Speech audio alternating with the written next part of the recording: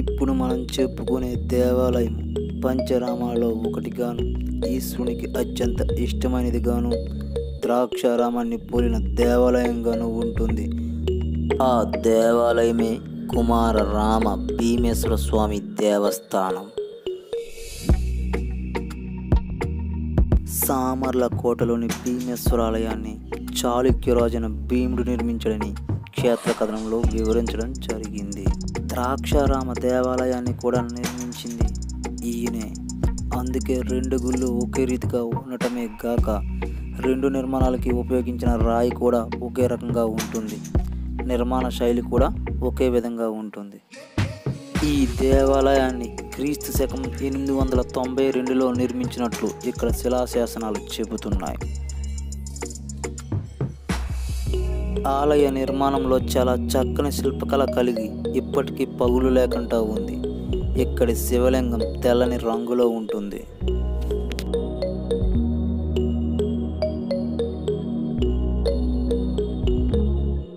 తరువాత కాలంలో శత్రు రాజ్యాల దండయాత్రలో కొద్ది మేరకు ఆలయం ధ్వంసం కాబడిన తరువాత కాలంలో కాకతీయులు ఈ మందిరాన్ని కొంతవరకు పునర్నిర్మించారు. ఇక్కడి కాకతీయుల నాటి శిల్పకళను, అంతకు ముందు తూర్పు చాళుక్యుల నాటి శిల్పకళను తేలికగా మనం గుర్తించవచ్చు. ఇక్కడి అమ్మవారు బాల త్రిపుర సుందరి, శివుడు కాలభైరవుని రూపంలో కూడా ఉన్నాడు. 1147-1149 మధ్య కాలంలో ఆలయానికి సమర్పించిన విరాళాల గురించి శాసనాలు కూడా ఇక్కడ ఉన్నాయి.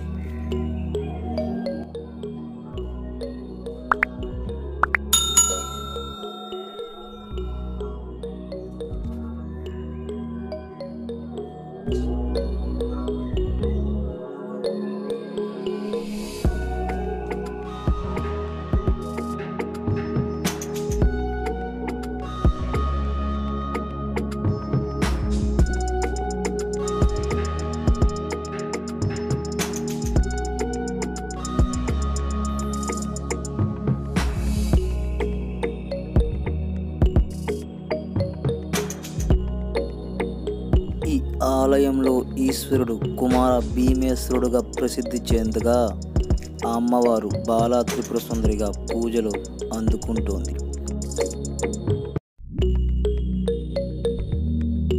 విశాలమైన ప్రాకారాలతో, 4 ద్వారాలతో, కోనేటి జలాలతో, చాణుక్య శిల్పకళ నైపుణ్యంతో అలలారుతున్న ఈ క్షేత్రాన్ని దర్శించగానే మనసుకు ఎంతో ఆహ్లాదం, ఆనందం కలుగుతాయి.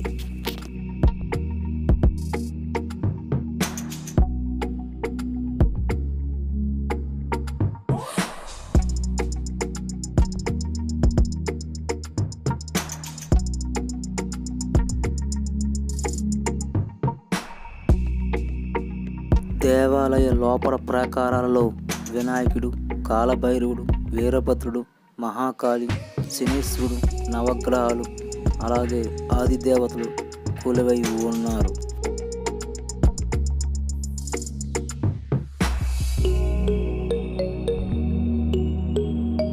ప్రధాన ద్వారానికి ఎడమ వైపున బాలా త్రిపుర సుందరి అమ్మవారు, కుడివైపున ఉయ్యాల మండపం మనకు కనిపిస్తాయి. గర్భగుడిలో 2 అంతస్తుల వరకు పెరిగిన 14 అడుగుల భీమేశ్వరుడి శివలింగం నయనానందకాన్ని కలిగిస్తుంది. నిర్మాణ సమయంలోనే ఈ శివలింగం అంతకంతకు పెరిగిపోతుండడం గమనించిన శిల్పులు శివలింగం పైభాగాన శీల కొట్టరనే కథ స్థానికంగా వినిపిస్తూ ఉంటుంది.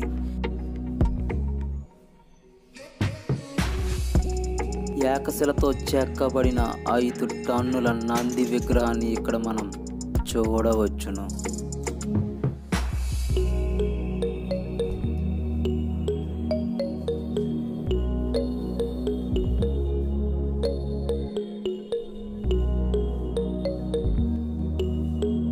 దేవాలయ లోపలి ప్రాకారాలలో 100కు పైగా రాతి స్తంభాలు కలిగిన మండపం ఈ దేవాలయం. ఈ స్తంభాల మీద దేవకన్యలు మరియు పురాణ ఇతిహాసాలకు సంబంధించిన అనేక రకాల శిల్పకళలను మనం ఇక్కడ చూడవచ్చును. సున్నపరాయిచే నిర్మితమైన 14 అడుగుల శివలింగం ఇక్కడ మనకు దర్శనమిస్తుంది.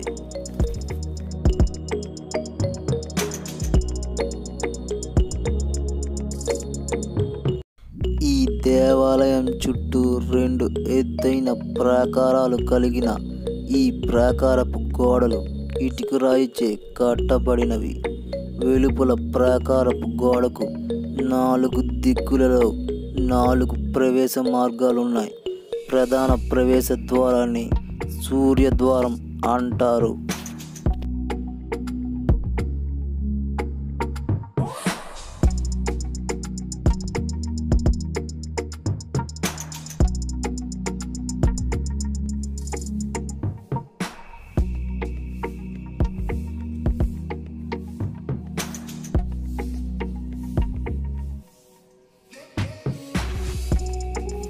ఈ దేవాలయంలో చైత్రమాసము, చైత్ర వైశాఖ మాసాల్లో సూర్యకిరణాలు ఉదయం వేళలో స్వామివారి పాదాలను, సాయంత్రం సమయంలో అమ్మవారి పాదాలను తాకడం ఇక్కడ విశేషంగా చెప్పుకుంటారు.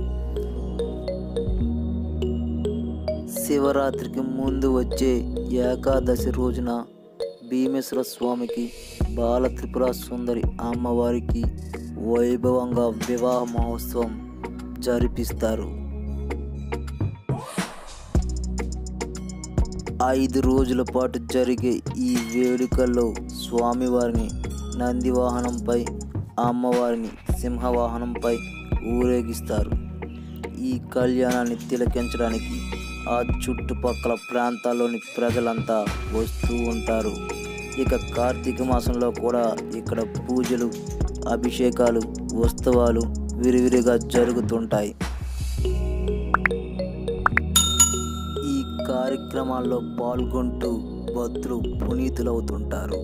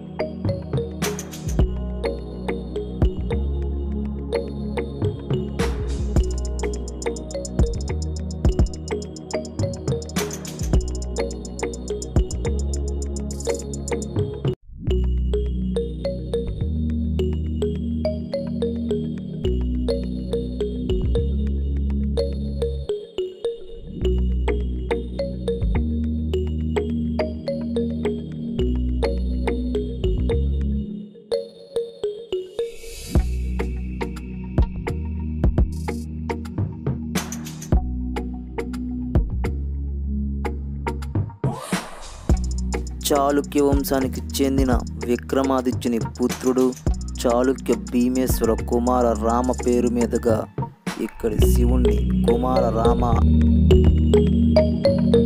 అనే పేరు మీద పిలుస్తున్నట్లు పురాణ గాథలు చెప్తున్నాయి. అందుకే ఇక్కడ స్వామివారిని కుమార రామ భీమేశ్వర స్వామి అని పిలుస్తారు. ఇలాంటి ఒక అద్భుతమైన పంచరామ క్షేత్రాన్ని మీకు వీలైనప్పుడు మీ కుటుంబ సభ్యులతో తప్పక చూడండి. స్వామి దర్శనానికి పాత్రులు కండి.